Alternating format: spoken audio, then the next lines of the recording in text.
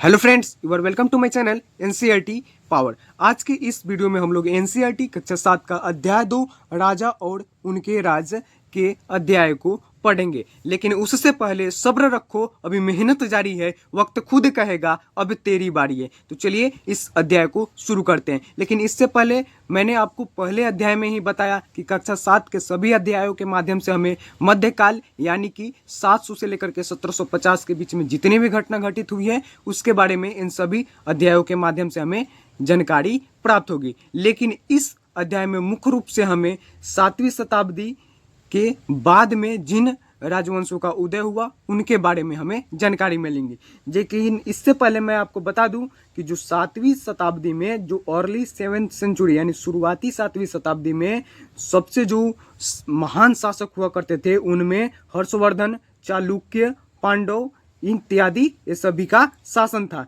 जिसमें चालुक्य जो थे वे दक्कन के शासक थे और हर्षवर्धन जो कि हरियाणा से लेकर के और चालुक्य की जहाँ पर उनकी सीमा समाप्त होती थी वहाँ तक उनका शासन था। और पांडवों को था उनका तो इम्पेरियल क्या था, चोल्स का था, यानी दक्षिणी हिस्सा पर पांडियन का शासक था।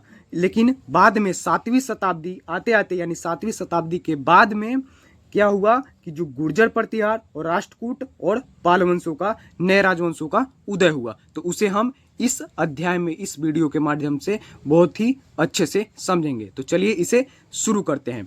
जैसा कि 7वीं शताब्दी के बाद कई राजवंशों का उदय हुआ जिनमें कौन कौन शामिल है, राष्ट्रकूट, गुर्जर प्रतिहार, पाल वंश, जिनके बारे में आगे मानचित्र पे बताया गया है।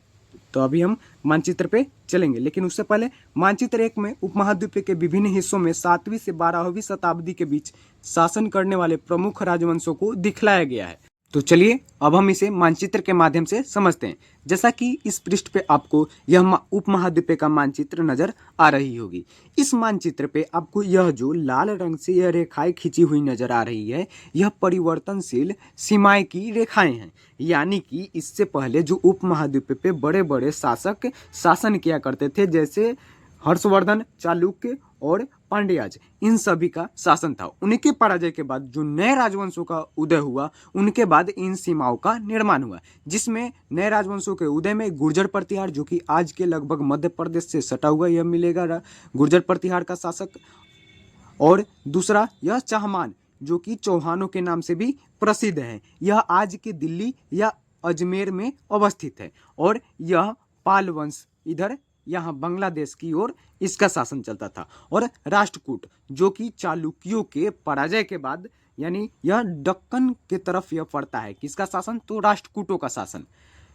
इसके बारे में हम और भी अधिक जानकारी अगले पृष्ठ यानी इसी अध्याय के अगले पृष्ठ पे जानेंगे कि किस तरह चालुक्यों को पराजय कर राष्ट्रकूटों का शासन शुरू हुआ। और इस उपमहाद्वीप पे जो आपको यह नजर आ रही है यह सभी क्षेत्र यहाँ पे ये देख सकते हैं इसे बांटा गया है। जिसमें इस क्षेत्र को यह गुर्जर प्रतिहार का क्षेत्र है और इधर ये देख सकते हैं ये जितने भी इधर का क्षेत्र है ये पाल वंश का क्षेत्र है और इधर ये राष्ट्रकूटों का क्षेत्र है। जैसा कि बगल में बताया गया है कि गुर्जर प्रतिहार, राष्ट्रकूट, पाल, चोल और चाहमानों के स्थानों का निर्धारण कीजिए। यानी मानचित्र पे इन सभी को बताया गया है जिसे मैंने आपको बताया। जैसा कि ये देख सकते हैं गुर्जर प्रतिहार का क्षेत्र यहाँ है और चाहमानों का क्षेत्र जो कि आज के दिल्ली और अजमेर में पड़ता है। और इधर देख सकते हैं पाल वंश का है और राष्ट्रकूटों का जो कि दक्कन की तरफ पड़ता है। और नीचे ये देख सकते हैं चोल का क्षेत्र और यहाँ पांड्यान का क्षेत्र को इधर भारत के सबसे दक्षिणी सिरे पे इसे दिखाया गया है। तो आशा है कि आपको मानचित्र बहुत अच्छे ढंग से समझ में आए। आगे नेक्स्ट एंड इंपॉर्टेंट पॉइंट है नए राजवंशों का उदय। 7वीं सदी आते आते उपमहाद्वीप के विभिन्न भागों में बड़े भूस्वामी और योद्धा सरदार अस्तित्व में आ चुके थे। राजा लोग प्रायः उन्हें अपने मातहत या सामंत के रूप में मान्यता देते थे। सामंत का मतलब होता है बड़े भूस्वामी या बड़े जमींदार लोग। उनसे उम्मीद की जाती थी कि वे राजा या स्वामी के लिए उपहार लाए, उनके दरबार में हाजिरी लगाए और उन्हें सैन्य सहायता प्रदान करे। अधिक सत्ता और संपदा हासिल करने पर सामंत अपने आप को महासामंत या महामंडलेश्वर, जिसका अर्थ होता है पूरे मंडल का महान स्वामी इत्यादि, घोषित कर देते थे। ये कब होता था, जैसे मान लीजिए एक राज्य में 10 गांव हैं और उन 10 गांवों में अलग अलग मतलब 10 गांव के अलग अलग क्या होंगे, भूस्वामी होंगे। लेकिन राजा चाहे तो एक ही व्यक्ति को, जिनके पास अधिक संपदा धीरे धीरे बढ़ रही है, उन्हें 2 या 3 गांवों का सामंत घोषित कर दे, जिससे वे खुद को आगे चल के और भी अधिक संपदा हासिल करने पर वे खुद को महासामंत या महामंडलेश्वर जैसी उपाधि भी धारण कर लेते थे, जो कभी कभी वे अपने स्वामी के आधिपत्य से स्वतंत्र हो जाने का दावा भी करने लगते थे। कौन? तो जो ये महासामंत हो जाते थे वे। इस तरह का एक उदाहरण दक्कन में राष्ट्रकूटों का था, जिसके बारे में हमने पहले ही आपको उपमहाद्वीपीय के मानचित्र पे बताया कि हम इसे अगले पृष्ठ पर पढ़ेंगे, यानी इसी पृष्ठ पे पढ़ेंगे। चलिए इसे पढ़ते हैं। जैसे शुरुआत में वे कर्नाटक के चालुक्य राजाओं के अधीनस्थ थे। कौन? तो राष्ट्रकूट। राष्ट्रकूट जो था वो चालुक्य राजा के शुरुआती में अधीनस्थ थे, यानी इनके अधीन में थे। 8वीं सदी के मध्य में एक राष्ट्रकूट प्रधान दंती दुर्ग ने अपने चालुक्य स्वामी की अधीनता से इनकार कर दिया, यानी इनका शासन करने से, यानी इनके अधीन में रहने से इनकार कर दिया और उसे, यानी कि चालुक्यों को हराया। किसने? तो राष्ट्रकूटों ने। और हिरण्यगर्भ, जिसका शाब्दिक अर्थ होता है सोने का गर्भ, नामक एक अनुष्ठान कराया। जब यह अनुष्ठान ब्राह्मणों की सहायता से संपन्न किया जाता था तो यह माना जाता था कि इससे याजक जन्मना क्षत्रिय न होते हुए भी क्षत्रिय के रूप में दोबारा क्षत्रियत्व प्राप्त कर लेगा। कुछ अन्य उदाहरणों में उद्यमी परिवारों के पुरुषों ने अपनी राजशाही कायम करने के लिए सैन्य कौशल का भी इस्तेमाल किया। मिसाल के तौर पर कदम्ब मयूर शर्मन और गुर्जर प्रतिहार हरिश्चंद्र ब्राह्मण थे, जिन्होंने अपने परंपरागत पेशे को छोड़कर शस्त्र को अपना लिया और क्रमशः कर्नाटक और राजस्थान में अपने राज्य सफलतापूर्वक स्थापित किए। नेक्स्ट पॉइंट है राज्यों में प्रशासन। इन नए राज्यों में से कईयों ने महाराजाधिराज, यानी राजाओं के राजा, त्रिभुवन चक्रवर्ती, यानी तीनों भुवनों का स्वामी, और इसी तरह की अन्य भारी भरकम उपाधियां भी धारण की। लेकिन इस तरह के दावों के बावजूद वे अपने सामंतों और साथ ही किसान, व्यापारियों तथा ब्राह्मणों के संगठनों के साथ अपनी सत्ता की साझेदारी भी करते थे। आगे इस पृष्ठ पे आपको जो यह चित्र ऊपर नजर आई होगी, यह एलोरा की गुफा की चित्र है। यह एक भित्ति चित्र को इस पृष्ठ पर इस तरह चित्रित किया गया है। यह कहाँ की है? एलोरा की गुफा, जो के महाराष्ट्र में अवस्थित है। आगे इन सभी राज्यों में उत्पादकों अर्थात किसानों, पशुपालकों, कारीगरों से संसाधन इकट्ठे किए जाते थे। इनको अक्सर अपने उत्पादों का एक हिस्सा त्यागने के लिए मनाया या बाध्य किया जाता था। कभी कभी इस हिस्से को लगान मानकर वसूला जाता था, क्योंकि प्राप्त करने वाला भूस्वामी होने का दावा करता था। राजस्व व्यापारी से भी लिया जाता था, यानी कर जो था व्यापारियों से भी वसूला जाता था। आगे ये संसाधन कौन? तो जो किसानों और पशुपालकों, कारीगरों इत्यादि इन सब से लिया जाता था। ये संसाधन राजा की व्यवस्था का वित्तीय आधार बनते थे, यानी उनके धन संपत्ति का भी आधार बनते थे। साथ ही मंदिरों और दुर्गों के निर्माण में भी इस्तेमाल होते थे। संसाधन उन युद्धों को लड़ने में भी इस्तेमाल होते थे जिनसे लूट की शक्ल में धन मिलने की तथा जमीन और व्यापारिक मार्गों की प्रयोग की संभावनाएं बनती थी। राजस्व वसूले के लिए पदाधिकारियों की नियुक्ति सामान्यतः प्रभावशाली परिवारों के बीच से ही की जाती थी और प्रायः वंशानुगत ही होती थी। सेना में भी ऐसा ही होता था। कई बार राजा के निकट संबंधी ही इन ओहदों पर होते थे। आगे नेक्स्ट पॉइंट है प्रस्तिया, जिसके बारे में हमने कक्षा 6 में बहुत ही अच्छे ढंग से पढ़ा। और भूमि अनुदान, यानी भूमि का दान। प्रस्तियों में ऐसे ब्यौरे होते हैं जो शब्द से सत्य नहीं भी हो सकते हैं। प्रस्तिया का मतलब होता है प्रशंसा। किसी भी शासक के बारे में कोई भी कभी प्रशंसा करते हैं। जैसे कि पुलकेशिन द्वितीय के बारे में रवि कृति ने कुछ प्रस्तियां लिखी थी, जिसे हमने कक्षा 6 में पढ़ा। लेकिन ये प्रस्तियां हमें बताती है कि शासक खुद को कैसा दर्शाना चाहते थे। मिसाल के लिए शूरवीर, विजय योद्धा के रूप में ये सभी अपने को दर्शाना चाहते हैं शासक। ये विद्वान ब्राह्मणों द्वारा रची गई थी, जो अक्सर प्रशासन में मदद करते थे। किनके प्रशासन में? तो राज्यों के प्रशासन में राजा की मदद करते थे। आगे इस पृष्ठ पे एक प्रस्ती को उल्लेखित किया गया है जो कि नागभट्ट की उपलब्धियों के बारे में बखान करता है। जैसा कि संस्कृत में लिखी गई ग्वालियर जो कि मध्य प्रदेश में पाई गई एक प्रस्ती में से प्रतिहार नरेश नागभट्ट के कामों का वर्णन इस प्रकार किया गया है, जिसे यहाँ पे इस प्रकार बताया गया है इस पृष्ठ पे। जहाँ आंध्र प्रदेश यानी आंध्र सैंधव जो कि सिंध विदर्भ यानी महाराष्ट्र का एक हिस्सा और कलिंग जो कि उड़ीसा का एक हिस्सा के राजा उनके आगे तभी धाराशाही हो गए यानी तभी पराजित हो गए जब वे राजकुमार थे। कौन? तो नागभट्ट। उन्होंने कन्नौज के शासक चक्रयुद्ध को भी विजित किया यानी कि हराया। उन्होंने बंग यानी बंगाल का हिस्सा, अनर्त यानी गुजरात का हिस्सा, मालवा यानी कि मध्य प्रदेश का हिस्सा, किरात यानी वनवासी तथा तुरुस्क यानी तुर्क का हिस्सा, वत्स मत्स्य दोनों उत्तर भारत के राज्य यानी राजाओं को भी पराजित किया। यानी कि यह प्रस्ती नागभट्ट की उपलब्धियों को दर्शाता है।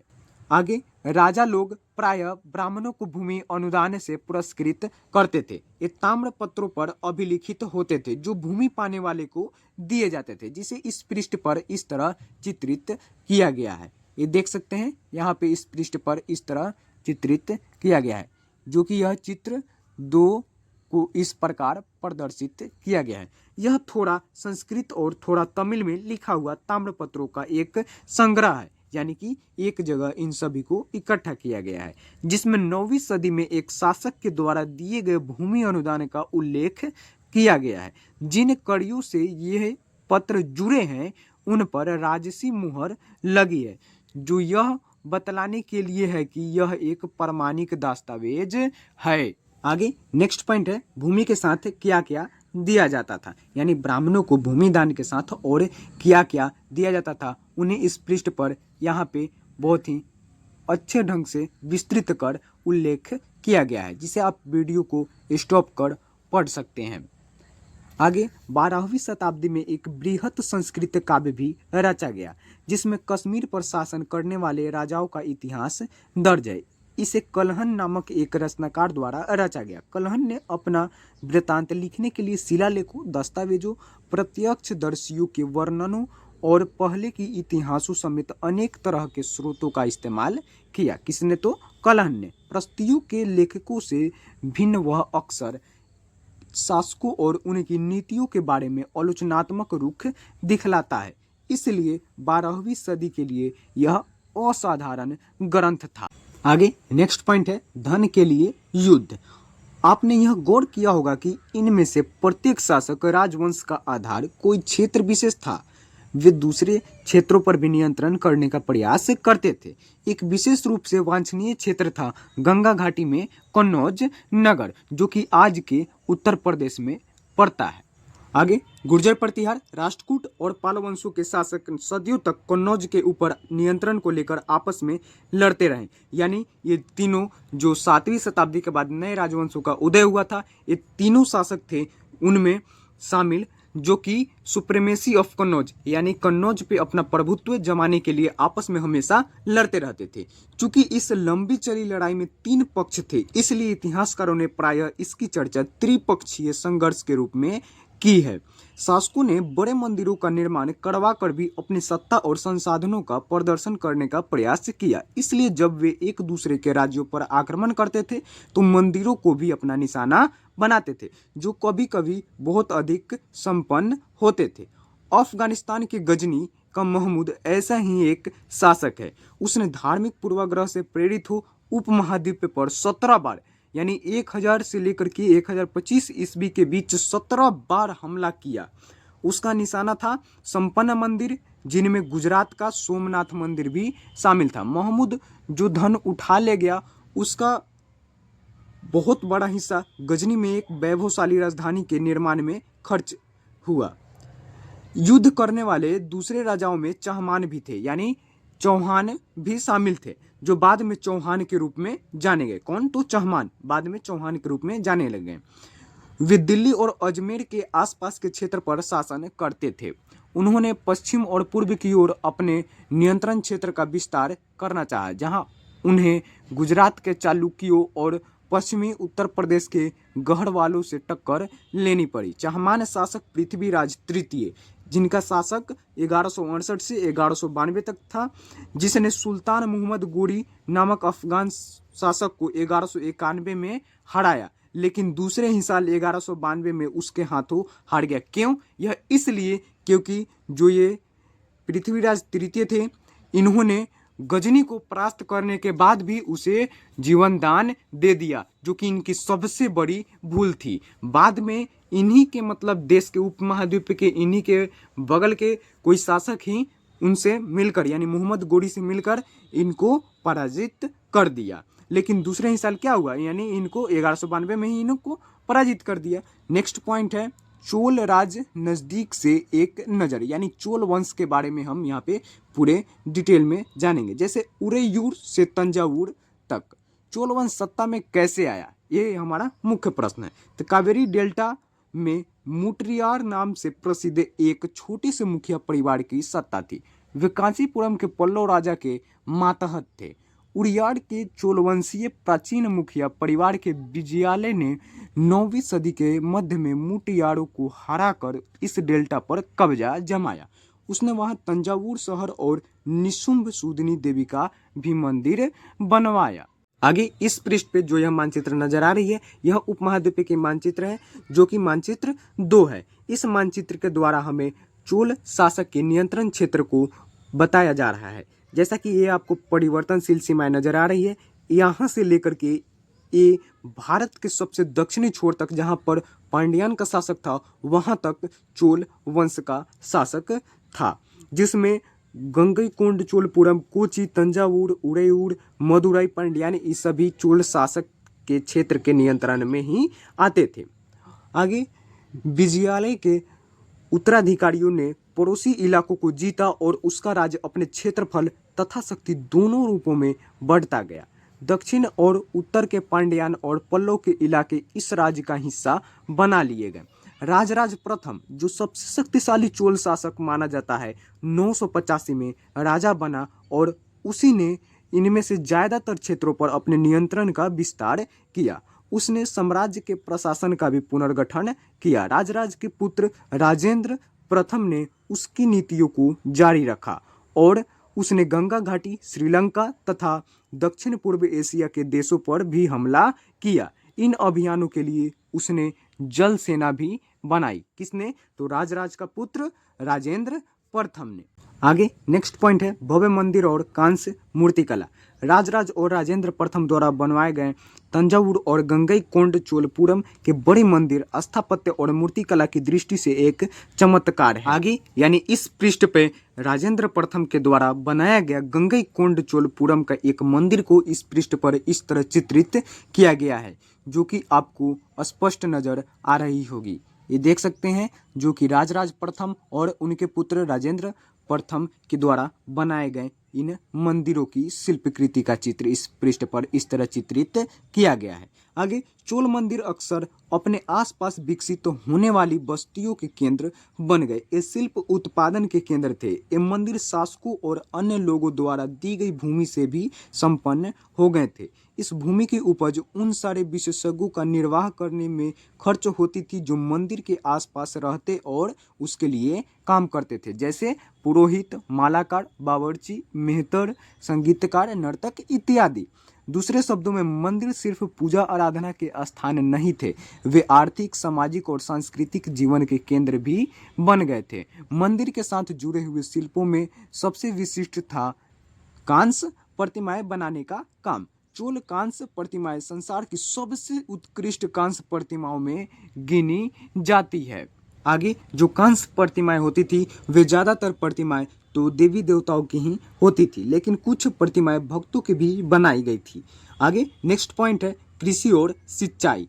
चोलों की कई उपलब्धियां कृषि में हुए एक विकासों के माध्यम से संभव हुई, जिसे मानचित्र 2 में देख सकते हैं आप वीडियो को पीछे कर।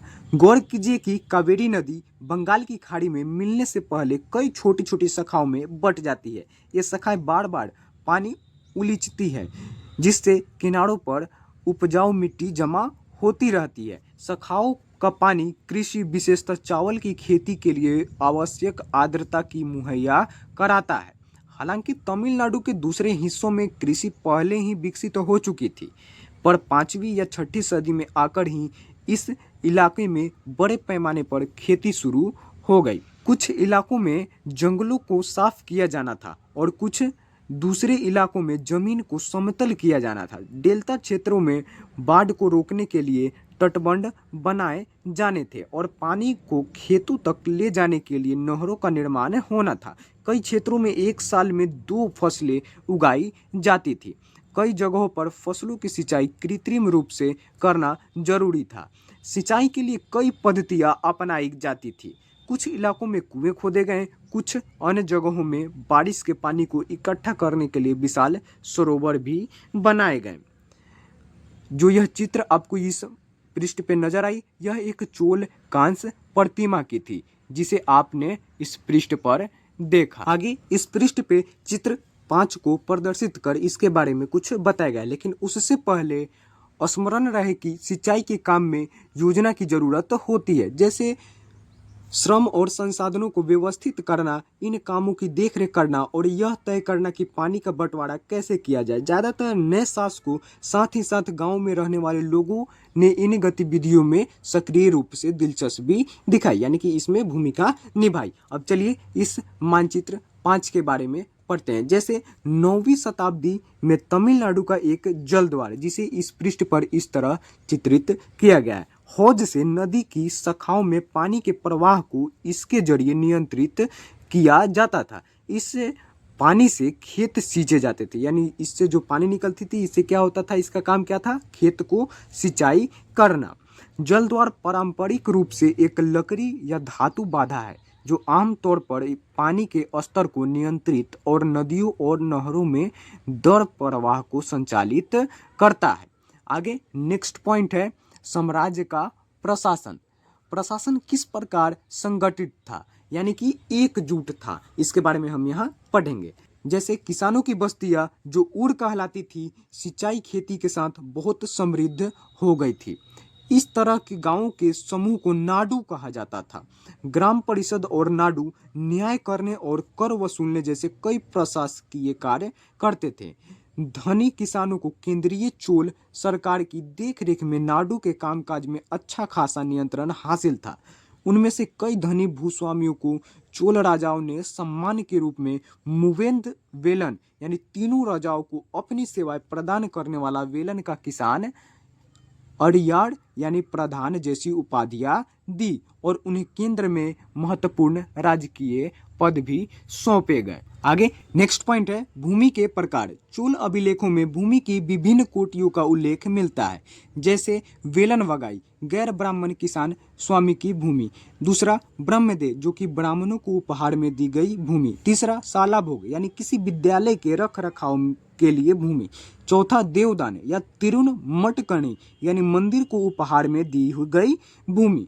और पांचवा पल्ली चंदम, जो कि जैन संस्थानों को दान में दी गई भूमि। यानी चोल शासकों के नियंत्रण में जितने भी उनके शासक क्षेत्र में जहाँ तक उनका नियंत्रण था, उन क्षेत्रों में जो भूमि जिसको दिया जाता था, उन्हें इन सभी ही नामों के माध्यम से, इनके अभिलेखों के माध्यम से प्रदर्शित किया हुआ आज उल्लेखित मिलता है। आगे हमने देखा है कि ब्राह्मणों को समय समय पर भूमि अनुदान या ब्रह्मदेय प्राप्त हुआ। परिणाम स्वरूप कावेरी घाटी और दक्षिण भारत के दूसरे हिस्सों में ढेरों ब्राह्मण बस्तियां अस्तित्व में आई। प्रत्येक ब्रह्मदेय की देखरेख प्रमुख ब्राह्मण भूस्वामियों की एक सभा द्वारा की जाती थी। ये सभाएं बहुत कुशलतापूर्वक काम करती थी। इनके निर्णय शिलालेखों में प्रायः मंदिरों की पत्थर की दीवारों पर ब्यौरेवार दर्ज किए जाते थे। नगरम के नाम से ज्ञात व्यापारियों के संघ भी अक्सर शहरों में प्रशासनिक कार्य संपादित करते थे। तमिलनाडु के चिंगलपुट जिले के उत्तर मेरूर से प्राप्त अभिलेखों में इस बात का सविस्तार वर्णन है कि ब्राह्मणों की सभा का संगठन कैसा था। सिंचाई के कामकाज, बाग बगीचों, मंदिरों इत्यादि की देखरेख के लिए सभा में विभिन्न समितियां होती थी। इनमें सदस्यता के लिए जो लोग योग्य होते थे, उनके नाम तालपत्र के छोटे टिकटों पर लिखे जाते थे और मिट्टी के बर्तन में रख दिए जाते थे, और किसी छोटे लड़के को हर समिति के लिए एक के बाद एक टिकट निकालने के लिए कहा जाता था।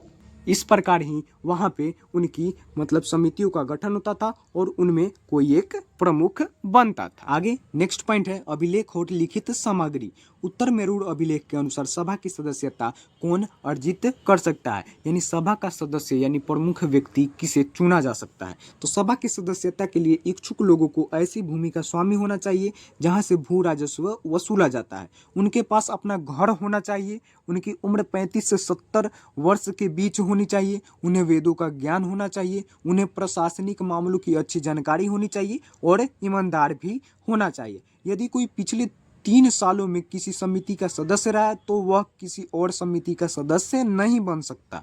जिसने अपने या अपने संबंधियों के खाते जमा नहीं कराए हैं वह चुनाव नहीं लड़ सकता।